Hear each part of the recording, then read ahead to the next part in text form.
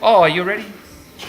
I'm ready now. We were just trying to, like, this is obviously a small drum, and this is a big one. Yeah. Is there anything more technical we need to know? Not really. No. You pretty much got it.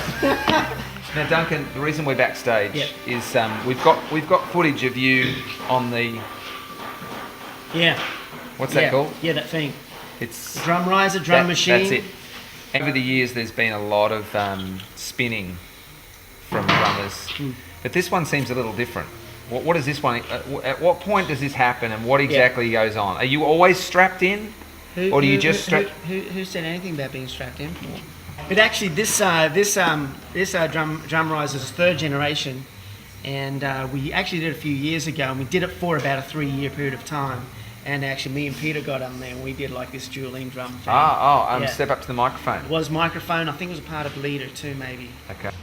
Tell us what goes on. Like, someone tests it during the day, so that if things don't work, some road crew guy's flying off as opposed to you. Unfortunately, that's exactly what happens. So there's a tester, and it has happened. There is a tester. Yeah, it has. And I'm kind of glad. Not that I'm glad that he hurt himself, but I'm glad that I wasn't in at the time. But yeah, it's.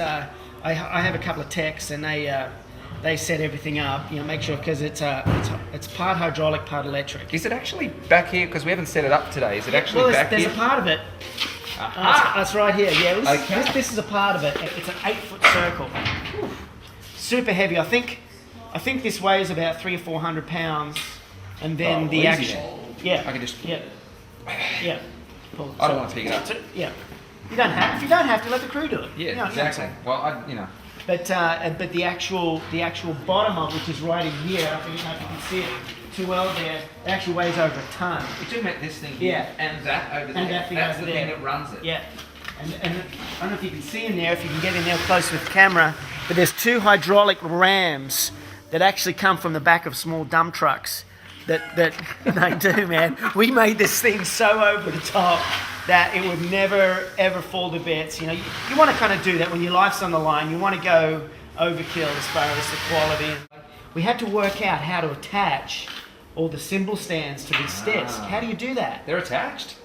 A threaded bolt that goes up the inside of the cymbal stands attaches down to that. So there was a lot. It may look really easy when we're doing it, but there was a lot of work that went into it. The length of time that you're spinning during a current show is how long? I don't know, probably 30 seconds, 45 seconds. So all this work? Yeah, for 30 seconds.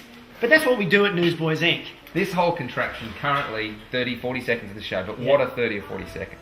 Well, it's one of those things that we kind of thought people would be sick of it and people didn't want to see it anymore, but man, people want to see it because I think it's taken on a life of its own now. So from a technical viewpoint, like, be honest with us, when you're actually doing that, how hard is it to keep playing the groove? It's not hard when you're playing up and down. Like if I'm like this, or if I'm up like upside down like that, it's not bad. But it's when you're on the side, that's really hard because you've got to still kind of try to play something that makes sense.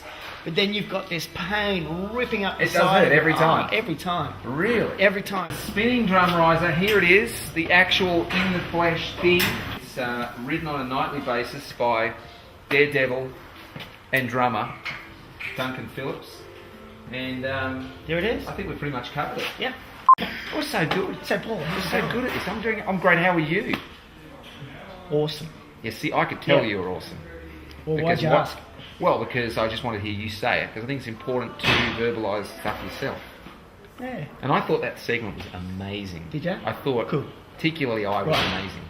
Well, I was actually thinking that I was pretty good too. Well, I was too. Just between you and me. Just between you and me. Yeah, pretty good I would say, but I mentioned amazing, which is sort of pretty good upper level.